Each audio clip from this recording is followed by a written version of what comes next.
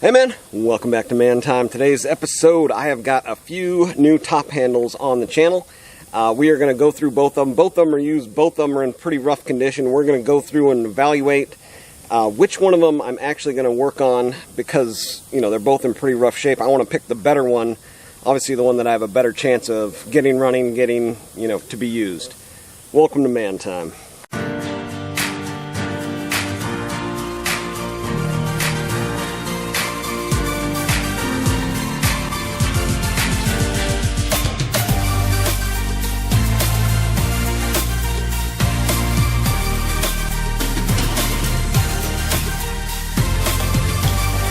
So just like a lion on the Serengeti, I'm an opportunistic hunter, and when something comes up, top handle flavor for, a couple of them. I got 4 top handle chainsaws for just over $100. These are the 2 that I'm most interested in. The other 2 are Craftsman Poulin.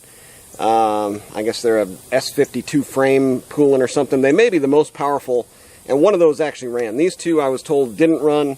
And the owner, basically got tired of tripping over them in the garage. So I'm going to go through them. This one is in pretty rough shape.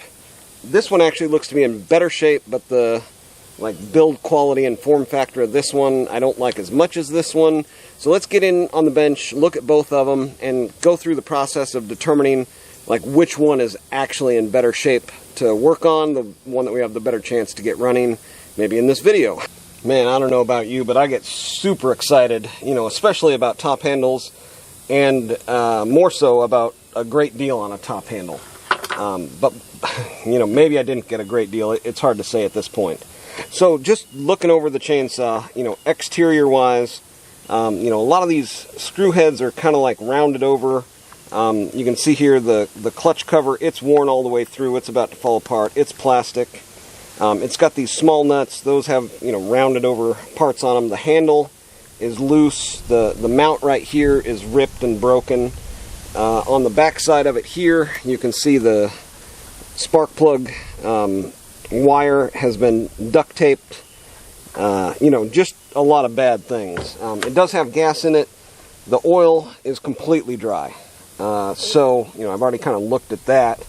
But that's as far as I've got on it. Other than that, I actually like it. I had a 355 at one point.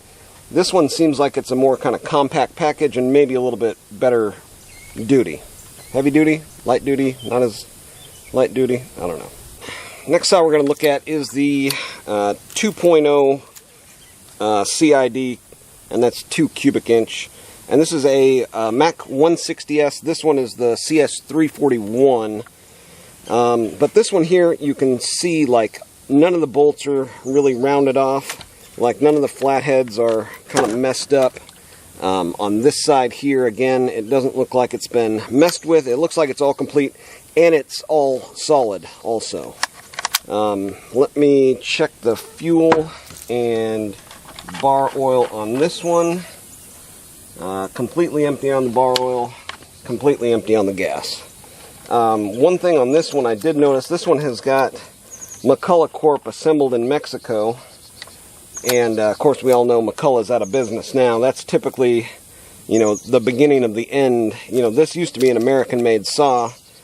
Somewhere in California, the company started up and made saws, and, corporate greed.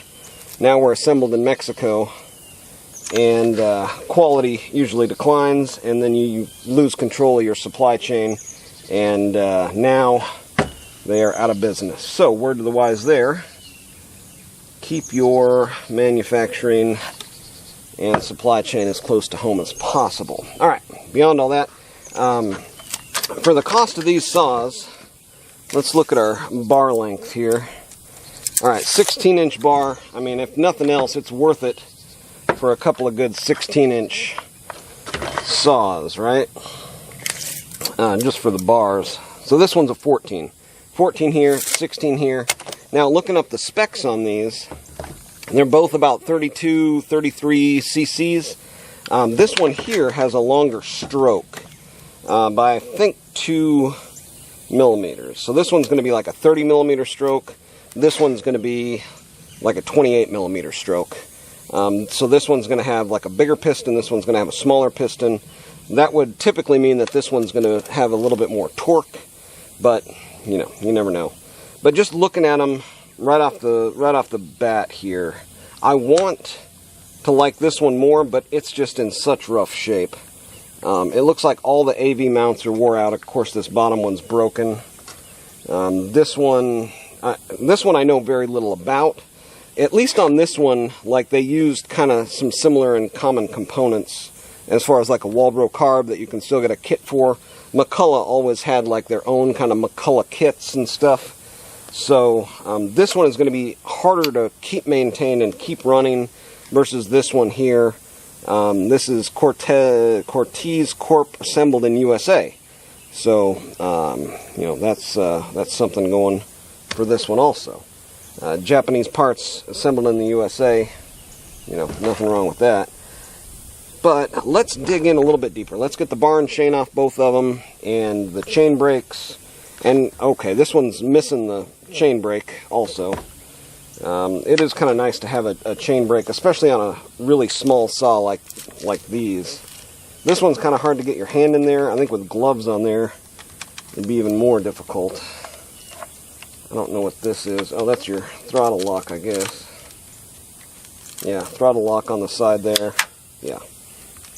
Same over here. Yeah, same over here. Well, I mean, they both seem to be fairly functional. Yeah, like I said, chain brakes off. Then we'll get the mufflers off so we can take a look at the pistons. And then we'll get the spark plugs out so we can take a look inside the cylinder.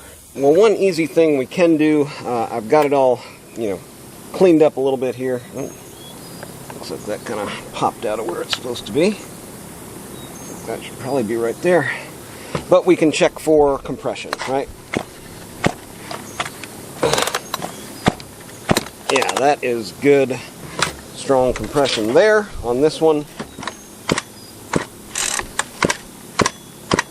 Not maybe as good, but definitely good compression on both of them. So we're in a good spot there. Now this is a little concerning. This thing, so it's got a metal case though, right? This is all metal. This is good stuff. But it's got this tab of metal that comes out that this hooks on. But the only way to get it off is to be completely 180, and you can't get it off that way.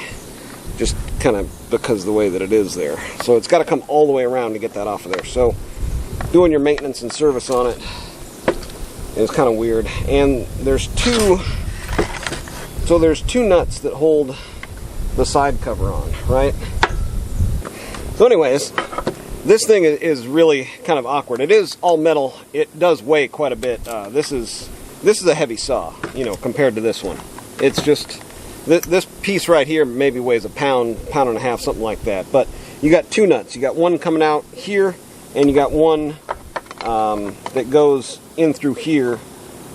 And there should be a bolt that goes with it somewhere around here.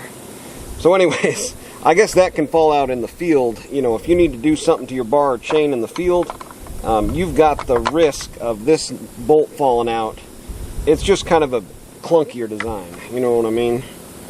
But, I mean, it's clean inside of here. I'm going to spray it down with some PB to hopefully get this muffler off.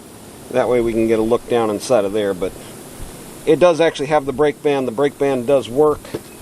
And so that's how that one's set up. This one is pretty typical outboard clutch. You know, the sprocket there is built onto the hub. And, you know, just pretty common design here. So I got to figure out even where the air filter is on this one. You know, this is kind of a typical modern day design where the air filter, carb, and everything is right behind this. This one here, I mean, it's got to be, I guess it's got to be here, right? Because you've got, yeah, exhaust coming out here, intake going in here. So it's going to be in this area, which is more of like an old school design like the Steel 020 AV. Alright, well, let's dig in here to the next step on each one of these and see where we end up. It would be nice if I could get this handle in a little bit better shape. I'm going to blow these out also. Just kind of in the process of blowing stuff out. Alright, and here's our purge bulb. I got to make sure that's hooked up right. Looks like everything else is in pretty good shape in here, though nothing's missing. But we'll get them blown out here. There we go. There's our air filter. It's not doing much filtering right there.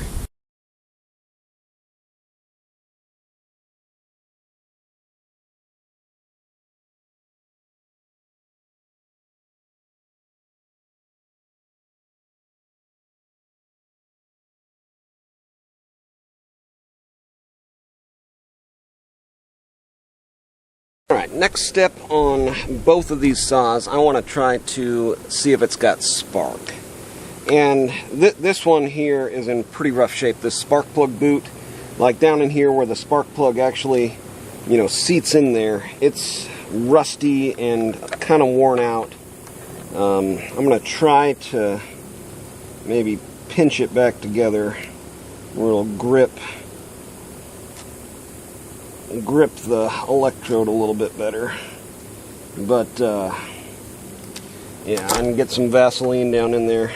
Now this one actually has a really nice plug in it. Somebody put the right plug in it. NGK BPM 8Y, and that's what it calls out for. And I was able to get that out with my scrunch from, right here. No special tools, so if there's like a field issue, I could do that real easy. On the other hand, this one here, this one is SAE, right? Even though it was assembled in Mexico, all American, American hardware on here and stuff like that, and not real tight there. But this is a 5/8, and it's a really small hole to actually get a socket in there, so you can't even use an impact. You're going to have a special tool to get this plug out. And this one is a Bosch. This one's actually made in Germany, RO365 HS8E. So this looks like it's the correct one, and it's got that screw-on electrode, and it's loose. So, anyways, let's see if we can test for spark on these. Even just touching it, I'm not getting any spark. Yeah, so we've got no spark on this one, and it's pretty tough to test it. Now the other thing I can do, since it does turn over good and have good compression, I can throw a little gas straight down into the carburetor and see if we can get it to pop. That is one additional way we can go here. Now I took both the mufflers off and just checked down and looked at the piston, cylinder, so on, and I can feel that I have compression, right? Yeah, I mean it's different now, of course, than it was. Let's just try that. Let's try putting a splash of gas right down through and into the carb and see if it'll pop off. There we go.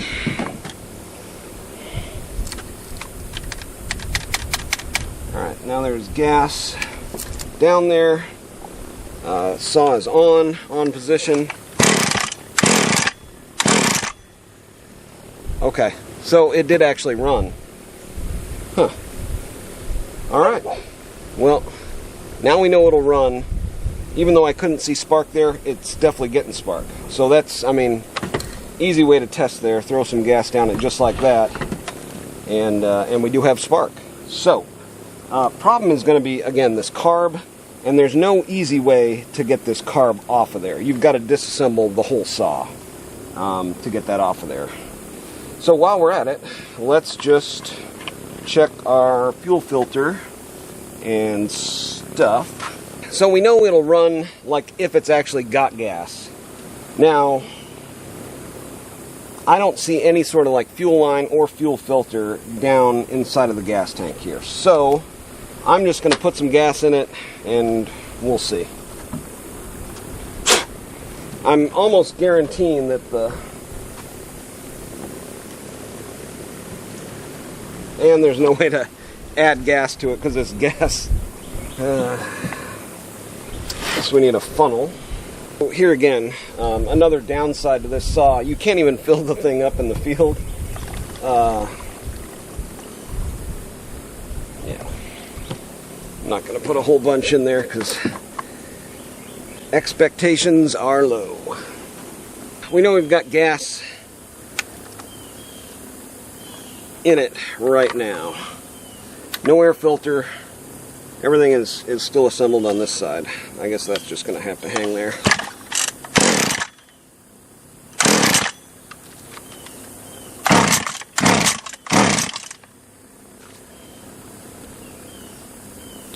See if we can choke it and get some. Yeah, we got gas coming out the side of it there. I mean, that was running.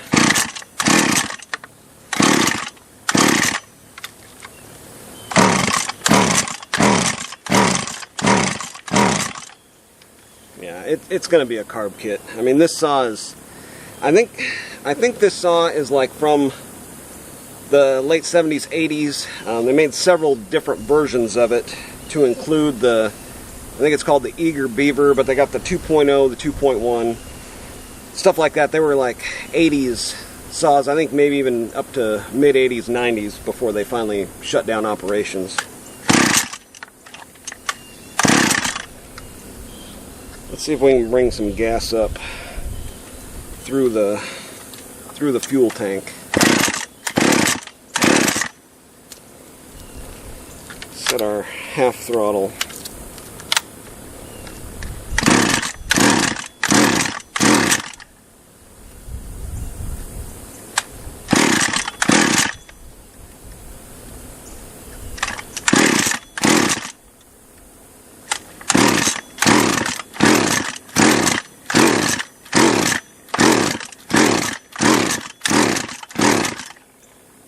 Okay, well, that's all I'm going to do with this one. At this point, I know it needs carb rebuilt, and to do that, I've got to take the whole thing apart, right? So now I'm thinking the Echo is going to be, even though it needs some parts and there's some kind of questionable stuff, I'm going to start working on this one before I dig into this one. Yeah, let me show you how this goes together. It is pretty interesting. So there was this bolt that goes in the back of this, right, and it is locked in there, although it's not captured, it's just, you know, in there. Let's see here, bar and chain.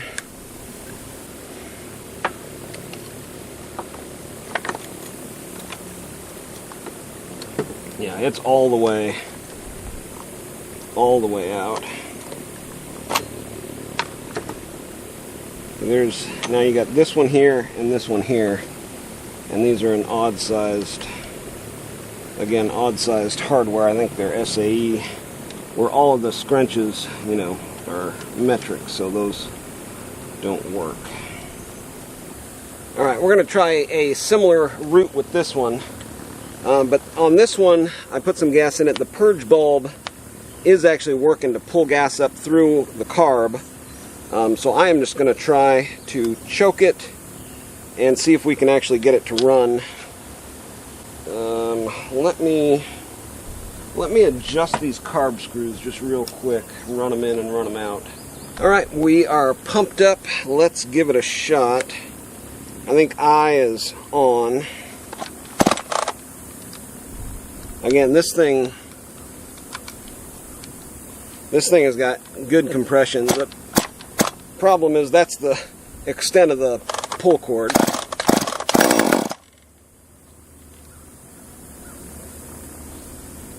So we know we've got fuel delivery and we know we've got spark at this point. Rough shape, definitely, but started. Let's see if it'll run off a choke.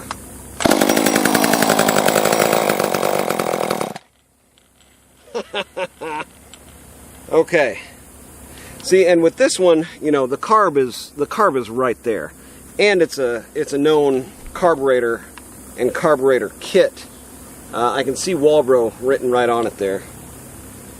So even though this one is in much worse shape, it's still serviceable, and it actually runs. And right there, you know, it's running really good. Sounded like it was maybe getting either too much or not enough gas. Let me just adjust the low open a little bit here. So we are 1 1/4 turns out on low. Let's see if that'll get it.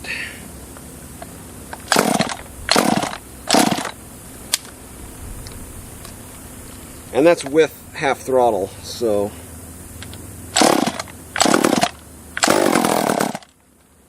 try to increase our idle a little bit here.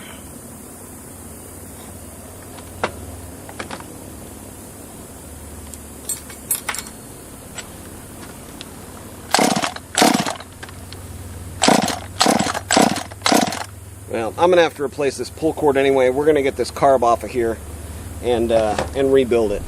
Taking all these screws out. These are what they call thread former screws that make their own threads in plastic, and they just fall right out. But that's pretty similar design to even what they're using today. So there's a little bit of cleanup to do in here before I go to put a new cord on it. And here's our coil. Yeah, just needs to be given a little bit of love and blown out here. So all these recoils are a little bit different, but there's one universal truth, and that is you do not want to have a spring in there uncoil. As an example here, this is what a recoil spring looks like that's very, very unhappy. And you want to try to avoid that at all costs. So, first thing you want to do is disconnect the cord, get the tension off of it, and start there. So let's hold this, cut this, and then slowly let it uncoil, getting all that tension off of there. And I just use like paracord. I think it's like either 4 or 5 millimeter paracord.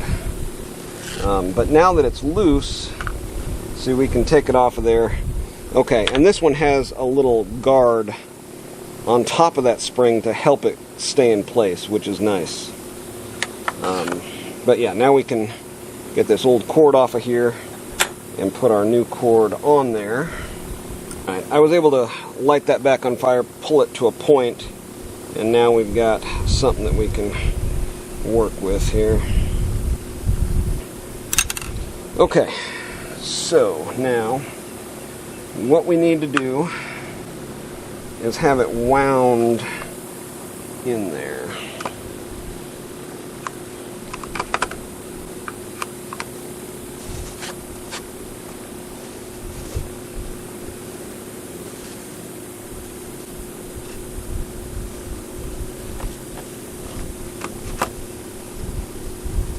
Figure out which way that spring is gonna pull it back, you know.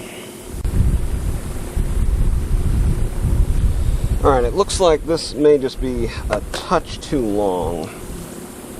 It looks like right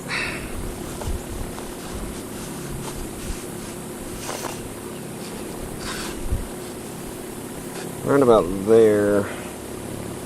Well, it might not be. Let me put this little handle back on here. Shoot, and I need to reburn that one. So on some of these you need to tie like a figure-8 knot.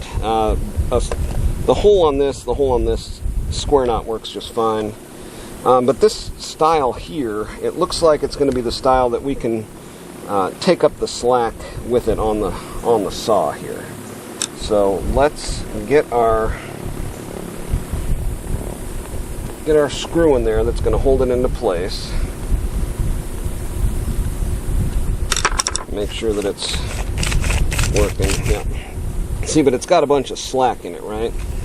So what we need to do is pull it out and actually wind around another,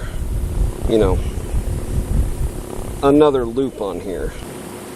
So you're going to want to wind it around like against the tension. And we'll do one, and then we'll do one more. There we go.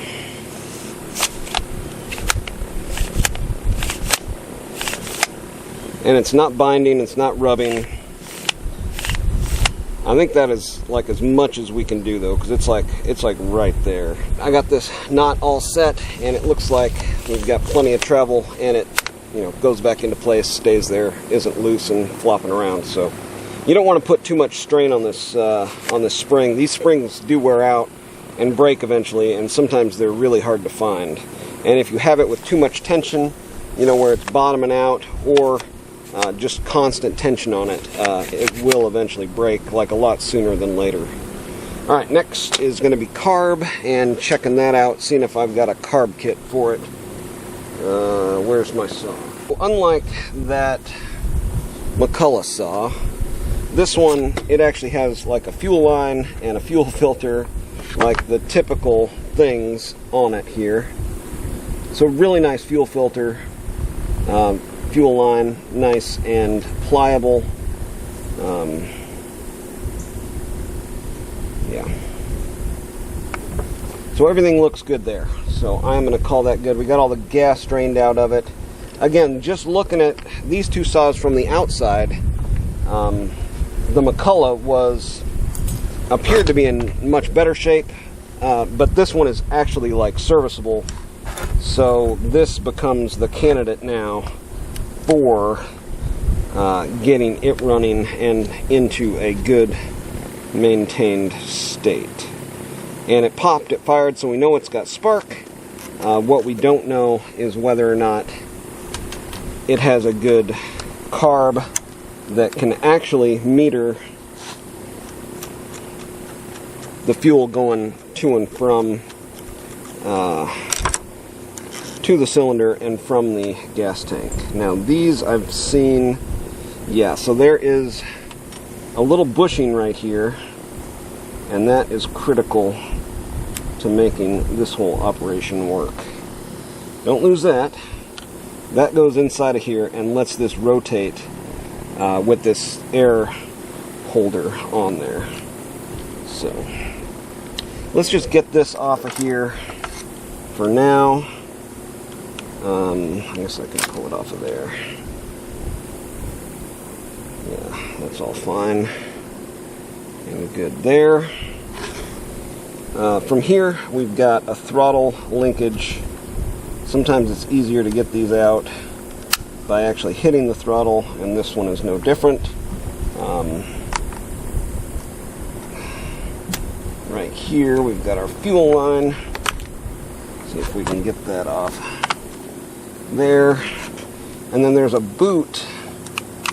Looks like a boot right here for the idle adjustment that's kind of locked on here from the inside. So just taking a look at this, like it appears like it's never been serviced, right? Because the first thing I'm going to do trying to get this boot off of here is either rip it, tear it, break it, or not get it back on there correctly. But I mean, it's, oh, there we go. Alright, it came out. That got hooked into the wrong one there. There we go. Okay, so now we got our carb out. I'm going to blow this all off and then see if I've got a carb kit for it. Let's get this carb coming apart here. And first thing I want to check is the metering diaphragm here. I think this is where the problem is going to be. Well, I looked through all of my carb kits, and this is one that I don't have. I looked up online, and it looks like it calls out for a K20 WAT, and I have got a lot of Walbro carb kits. K10 WAT, K10 HD, K20 HD, K22 HDA. I mean, just a ton. But a K20 W-A-T-I. I've lost my shade. Oh God, why is that so tight?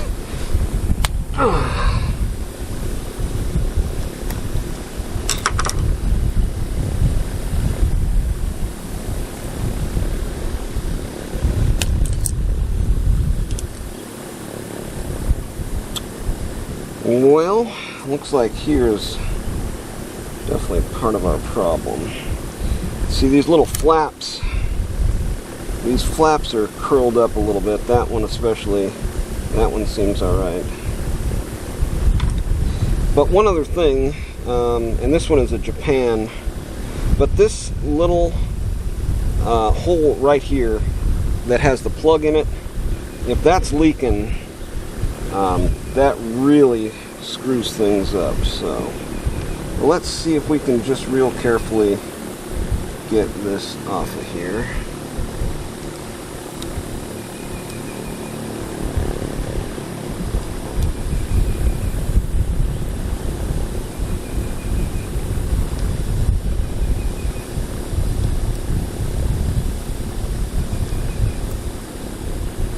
Not doing any damage. Yeah, see this side is the side with the filter. Now it did have some gunk kind of built up in here, but the filter looks fine. Alright, I'm going to blow this off with brake clean and then maybe try to see if that might be leaking. Well, at this point I don't see anything like really wrong. I took out the high and low jet. I even checked with soapy water to see if we had a vacuum leak with this plug in the front of it here. Like I said, I've had that happen in the past, but no kind of smoking guns so far.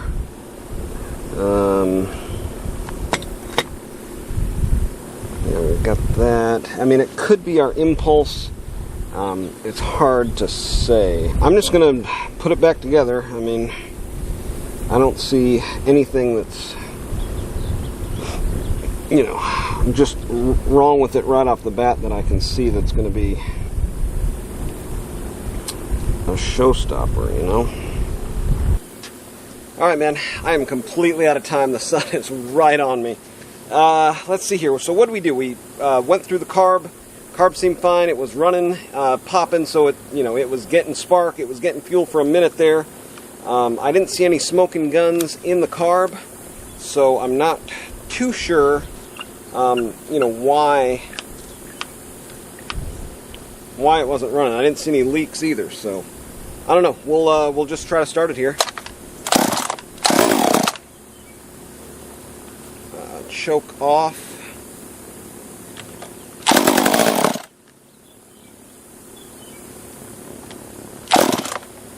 Let's try choke back on.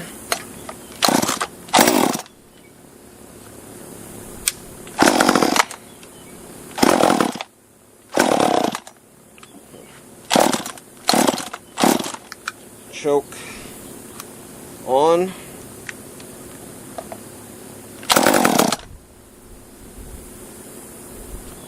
So it seems like it's running out of fuel.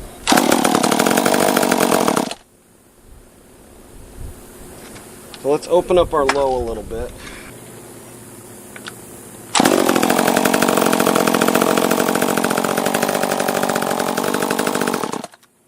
And as soon as you touch the gas, it just immediately dies.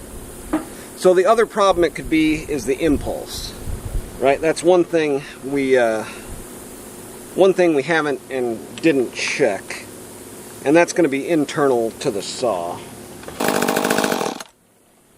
Yeah, I can see it's like spraying gas, so maybe it's even too rich.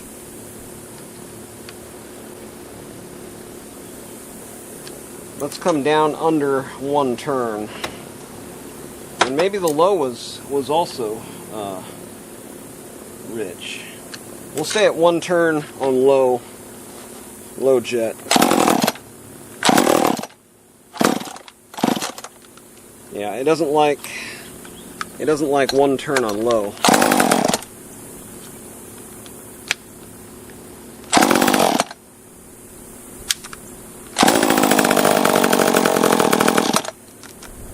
Yeah, just as soon as you touch throttle, I guess we'll try.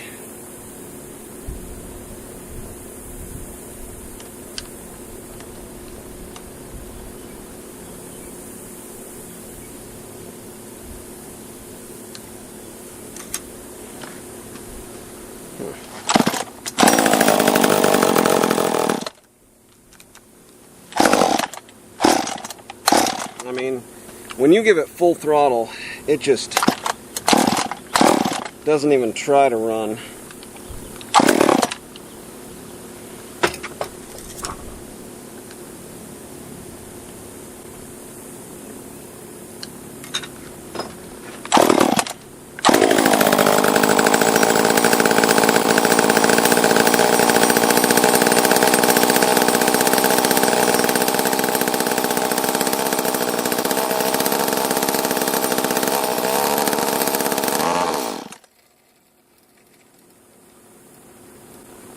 Well, that was the first time it kind of actually revved up.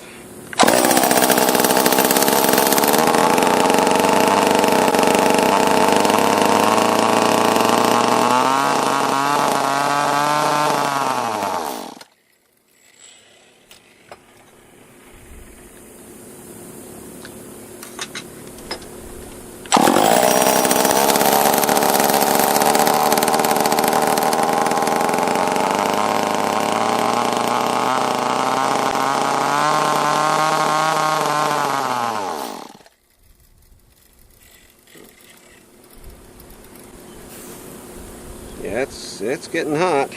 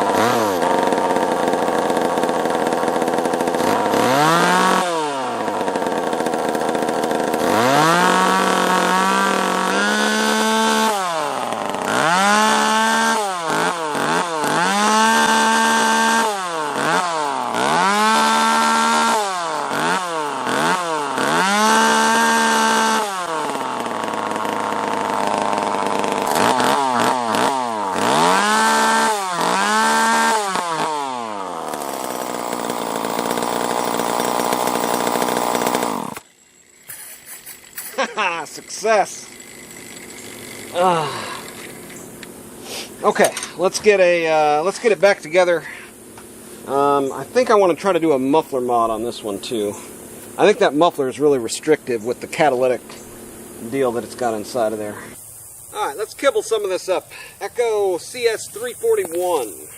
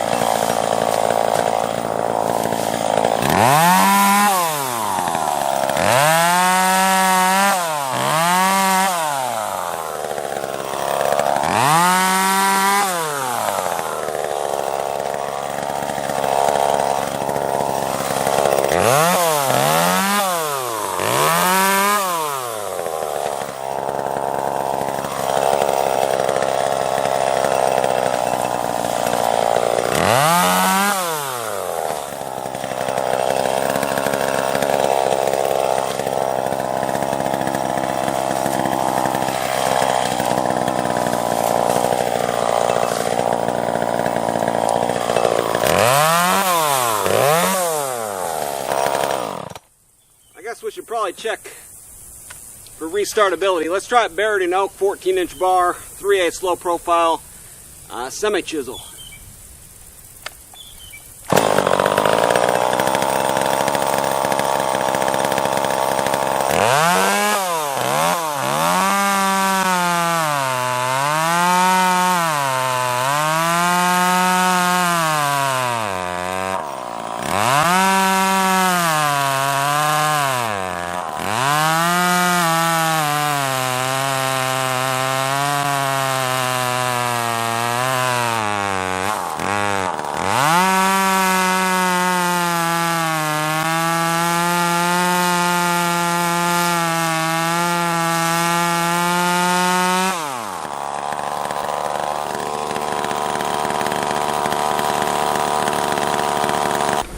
There you have it, man. The couple top-handled chainsaws that I went to repair, this one seemed like the better candidate. Wasn't the case, right? There's always something that you didn't consider before you get into it, right? This one, proprietary carb, air filter, all that stuff, not available, no longer serviceable. This one here, much worse shape, but turned out that it was in fact serviceable and there wasn't a whole lot wrong with it.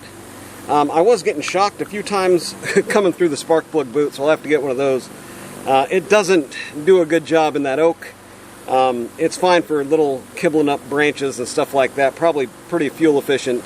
But yeah, I may put a couple more bucks into it just to get it tip-top. But there you go, top handle chainsaws, a couple more into the channel. If you like this type of stuff, make sure to subscribe and get out there, have you some man time too.